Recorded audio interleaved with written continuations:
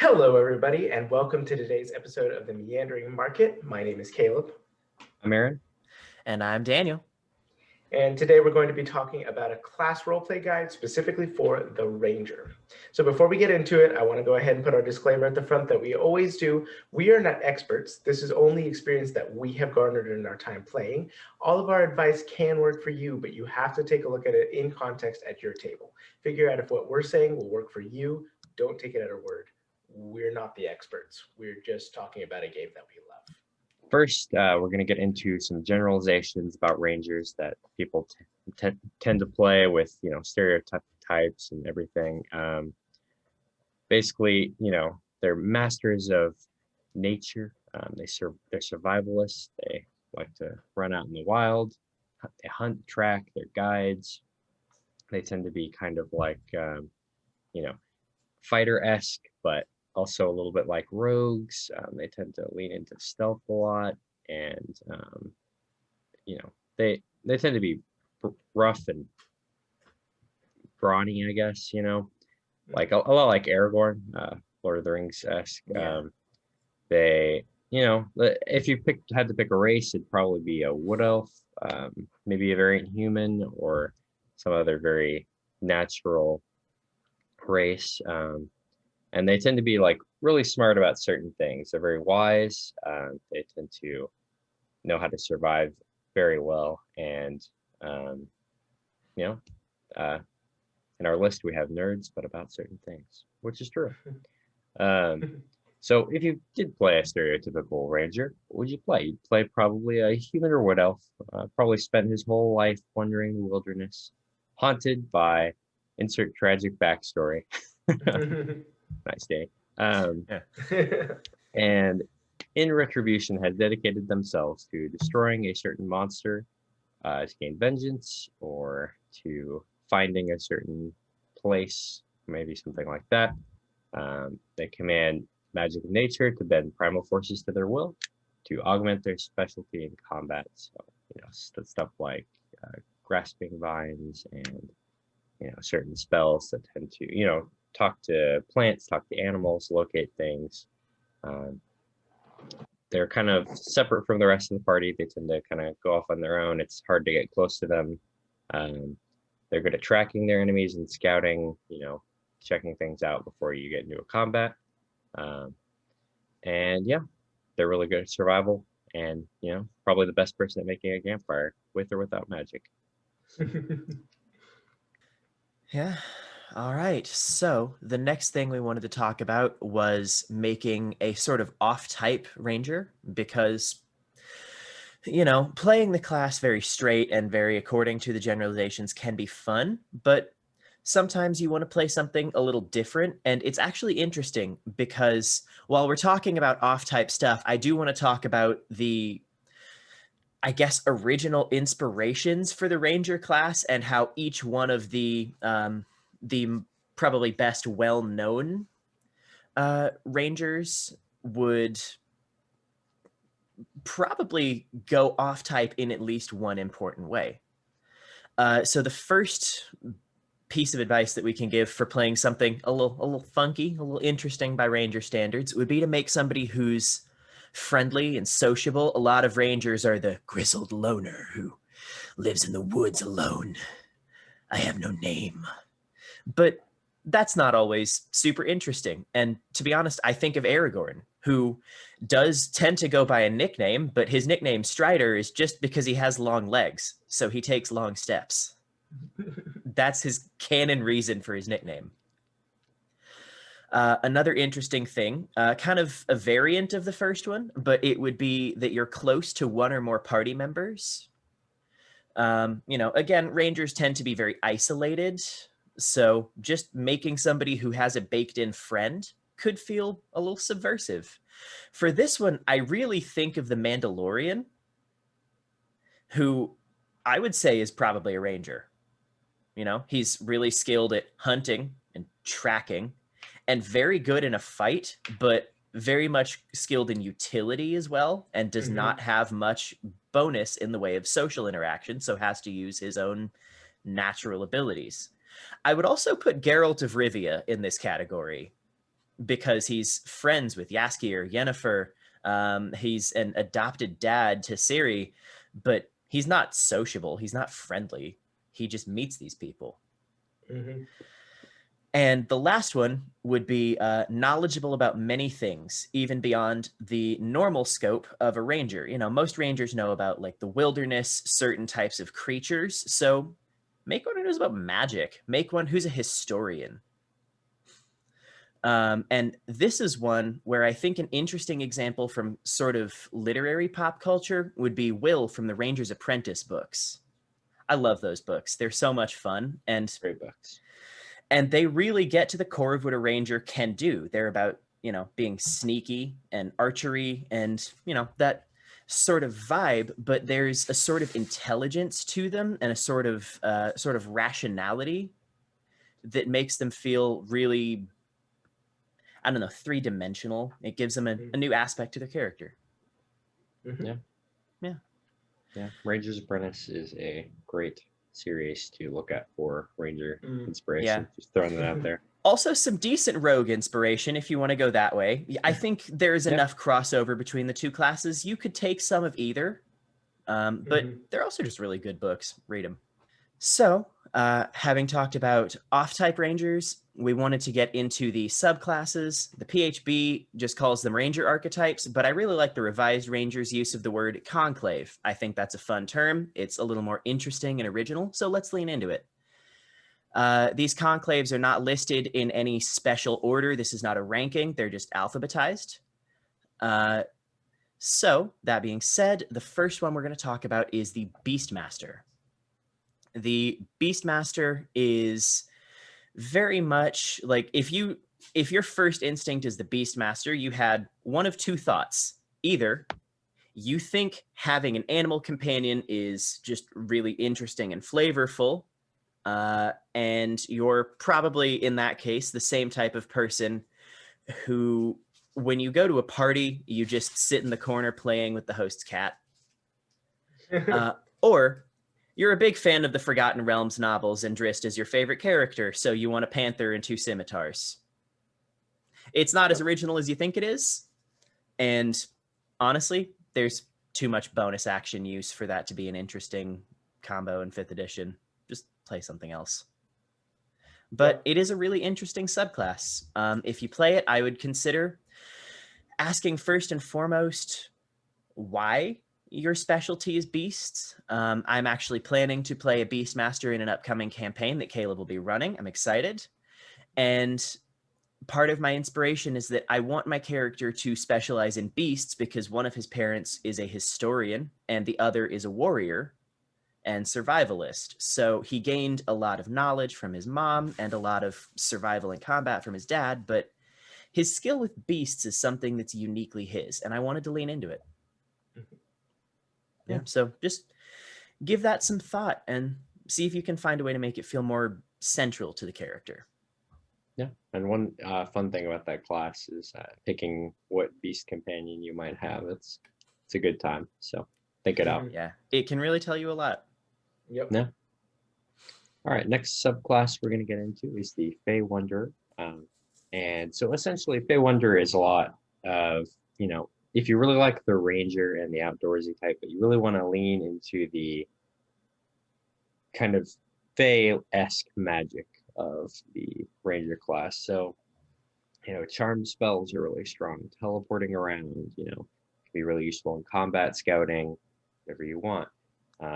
You know, kind of messing with people. That tends to be a stereotype of the subclasses. You like to, you know, play pranks and, you know, I don't know, drop weird things on your party members or NPCs even. And, you know, just hit and run. Hit and run's the best way to really enjoy this subclass. I really enjoy the, if you most rangers tend to be, you know, users of a bow, but if you want to use blades, you can kind of run in, hit the enemy, and then teleport away, or run in and charm them, and then hit them and teleport away.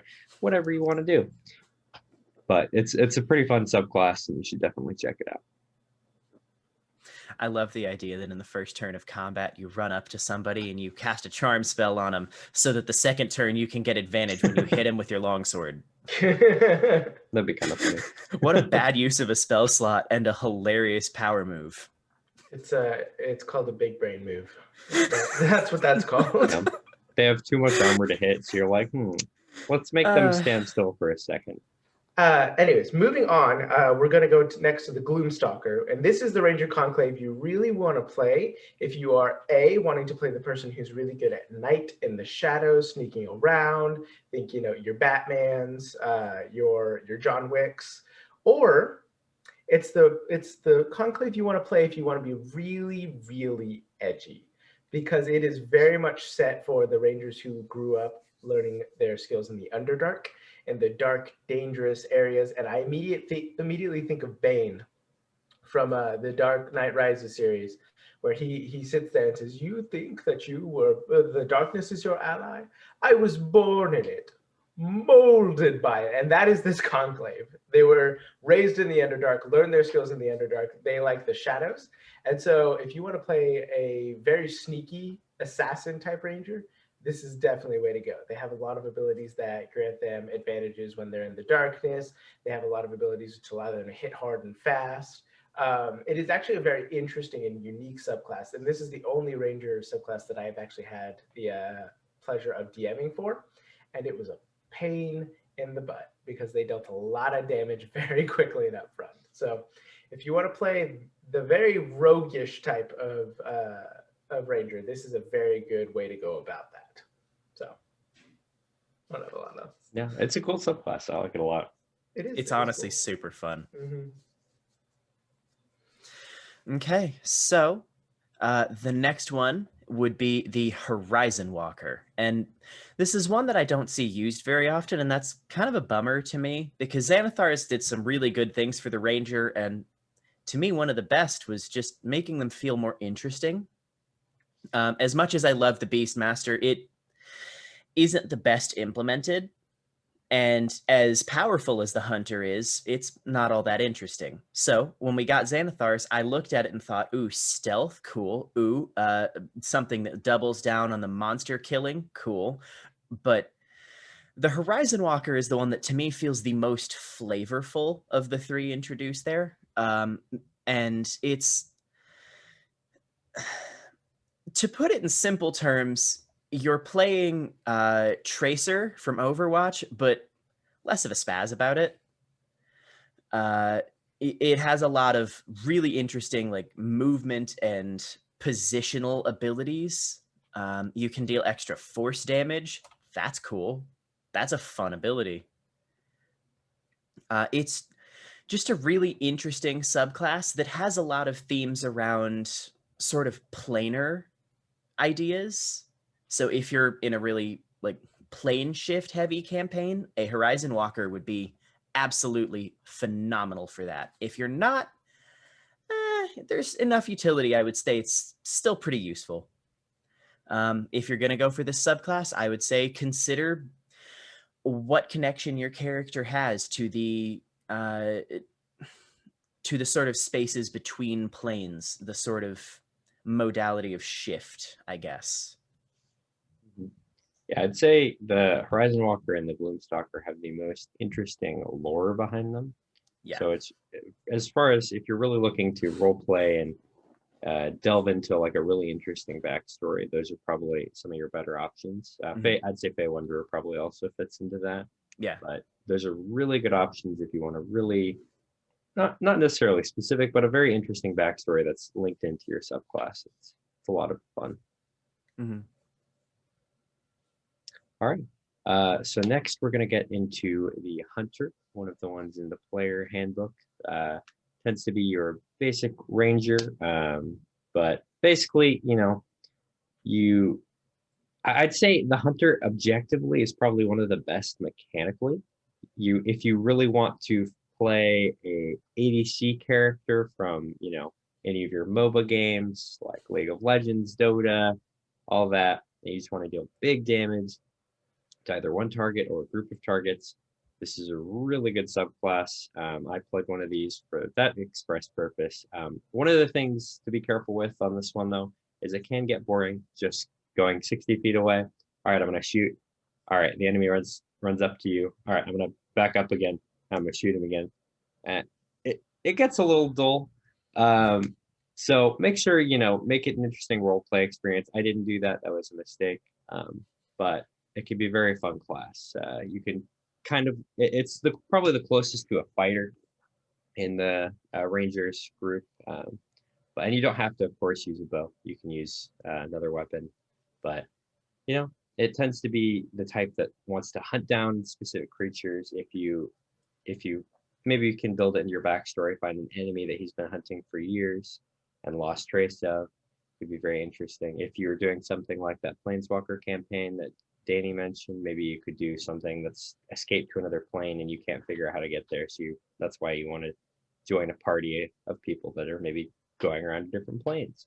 But there's a lot of opportunity for interesting role play experience, but it's not built into the subclass very well. So keep that in mind. All right, the next conclave we wanted to go over is the Monster Slayer. And we've mentioned Geralt of Rivia before, The Witcher. This is the subclass for them. While the Hunter is very specialized in generally just hunting anything, the Monster Slayer is very specialized in hunting specifically types of monsters. They get abilities which let them learn the weaknesses of what they're fighting. They get abilities which allow them to mark certain monsters and deal more damage to them. And they get the ability to resist a lot of the effects that a lot of the more deadly monsters in D&D use. So they are the people who you would hire to go after a very dangerous or very specialized group of enemies. Really, The Witcher is probably your best example in media of this type of subclass. If you wanted to go a little bit more specific into it, you could play it as an herbalist or an alchemist who needs to get specific things from specific creatures, and so they've learned to go fight these creatures and go take them over or kill them in order to get their abilities and resources. You could also flavor it as Oliver Queen, the Green Arrow. In his backstory, he gets trapped on an island and he has to stay there for many years. And over that time, he finds out that there's a lot of very strange and somewhat mystical stuff on that island as well, depending on the comic version you're going for with him. And he learns to take on all those things and learns a lot about magic and mysticism because he has to stay on that island and survive for that long. So you could flavor it as somebody who has had to fight against and survive against these monsters for so long, they have evolved to become the predator of these creatures because they know how to go after them and chase them. But it is very specifically, I am learning about the enemy I am fighting and I'm using its weaknesses to exploit it. And it is a very interesting and fun subclass that I've actually played for a very small amount of time, but I enjoyed it a lot. So yeah, it's a super cool one, especially when you get to look your DM in the eye and say, no, it's not metagaming that I know the troll's weaknesses are fire and acid. Yes. Exactly. It's very, very useful. This might be the best subclass for you, Caleb, since you know so much about the monsters. That's why D'Artagnan has that as his subclass. I didn't know that he was a ranger. Oh my god. He has a couple of levels. Yeah. Wow. Yeah. He's an artificer ranger. Yeah. And the last ranger subclass we want to look at is the Swarmkeeper Conclave. This is the one from Tasha's that everybody is taking to prom. It is the prettiest girl at the ball, even though it's super gross and weird, and I love it. Aaron's current character in our campaign is a Swarmkeeper Ranger, not to be confused with his Archfey Warlock or his Glamour Bard or his Shepherd Druid. I've had a lot of characters in this campaign. Honestly, the lowest number of characters anyone in our campaign has had is 2, so you're not doing too bad. The Swarmkeeper is really, really interesting from a utility perspective because they can do a lot of interesting stuff that's all flavored as being really weird. Yeah. And so you've got 2 options. One, lean into it. Aaron's character is gross. Disgusting. Absolutely nasty. It's horrible. The worst. I love watching it happen. I hate having to listen to it. His spell casting is very disgusting, and he's a guy from a swamp, you It know, and causes me visceral reactions. yeah. He's- You have activated my fight or flight, Aaron. And I want to Yeah, thank you for it because it's to fun. give you guys reference on how gross this character is.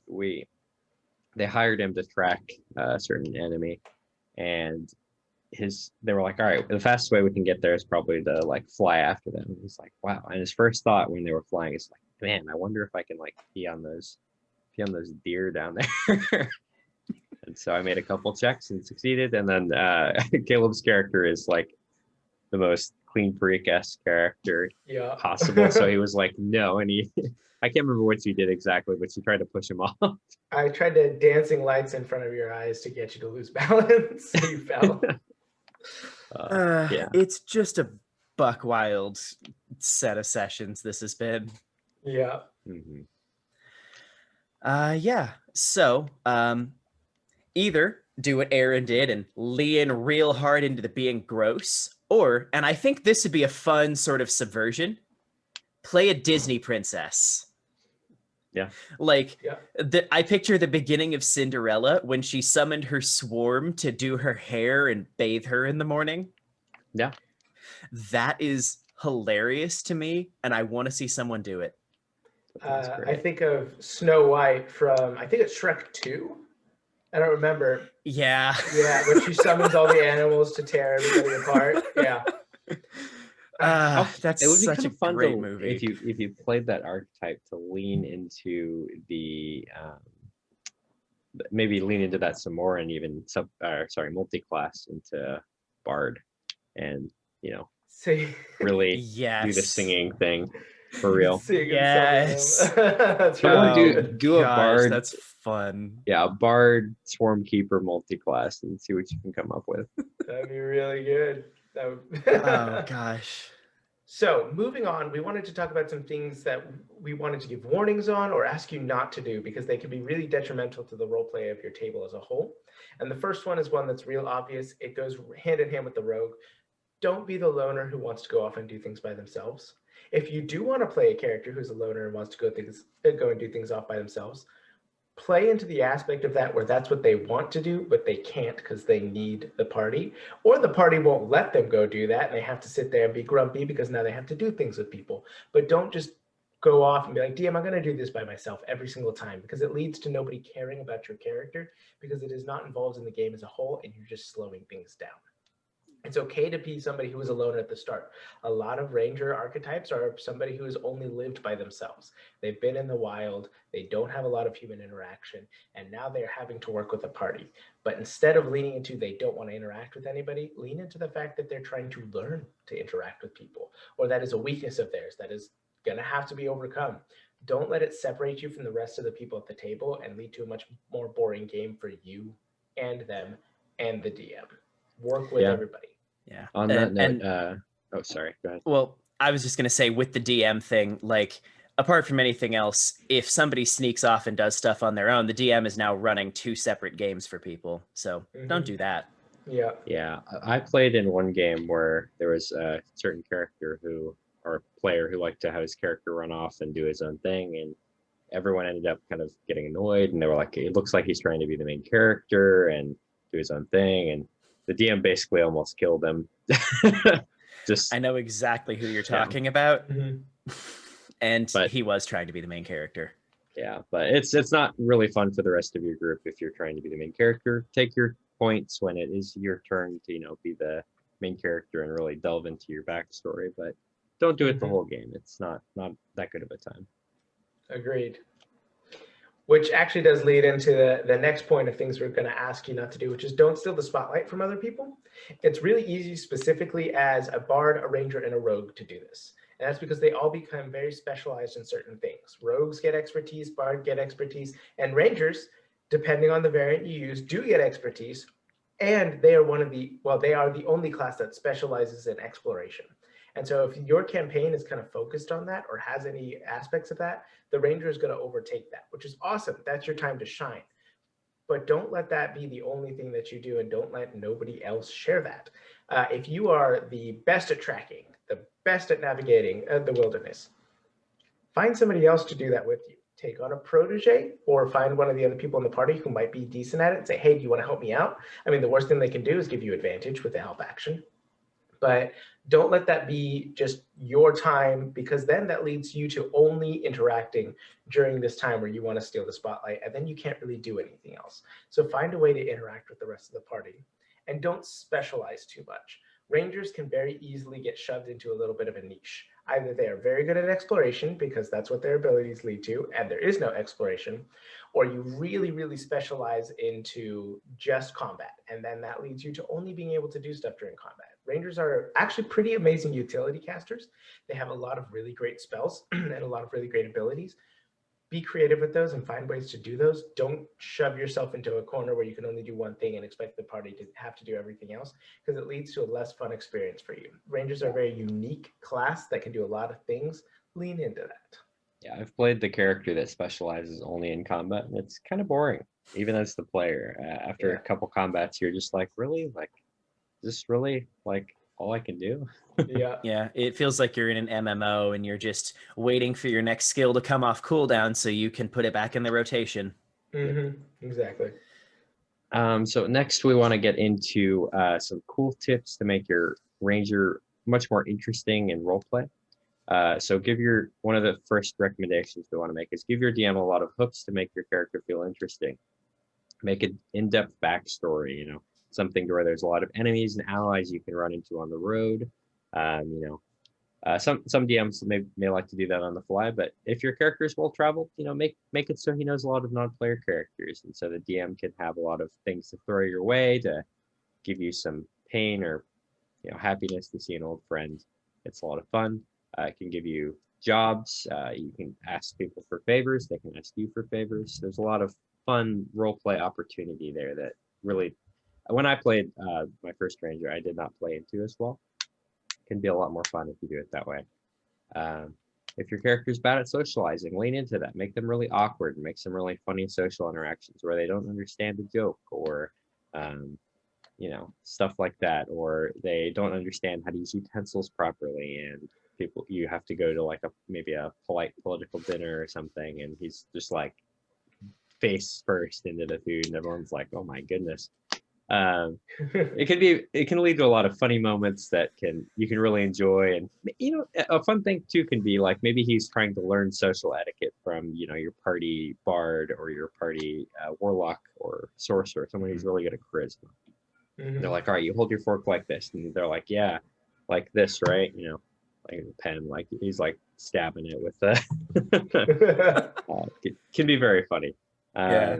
It's like Sylphie in our campaign, who still doesn't use silverware. She just eats everything with her hands. Yeah. Yep. I like how Sylphie in our campaign is like in every video we do, just because she fits so many of these stereotypes. Well done on your character, Lindsay, great job.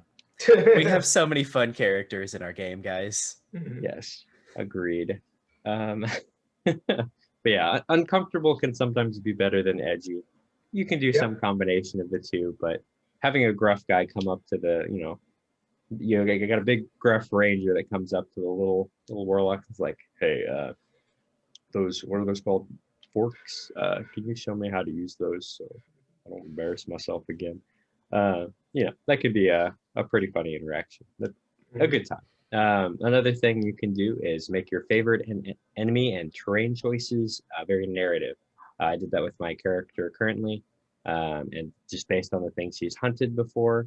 My guy's a Swarmkeeper, but he's basically a hunter tracker, roleplay wise. That's from the swamp, so he uses bugs. But I've kind of planned out like how his life has gone in the past, and so different things he's hunted have really delved into the backstory of like, okay, what favorite terrains do you have, and what favorite enemies do you have? So anything I took, we're pretty high level, so I was like, all right, he's hunted like a giant, he's hunted a dragon, so those are kind of, and I kind of built a backstory into it and made it for some interesting character moments in conversations about like, yeah, He's got this weird nickname because, you know, he's high level, so everybody knows who he is, but he's trying to change it to Dragon Slayer because he just slayed a dragon, but no one wants to do it. You know, it's a pretty good time. Thank you all for coming to the Meandering Market, and I hope you have learned a little bit about the Ranger and picked up some new ideas to make your next campaign a little bit better in the exploration department. Hope you walk away with some treasured memories. Have a wonderful day, and we hope to see you again. Bye, guys. Bye. Bye.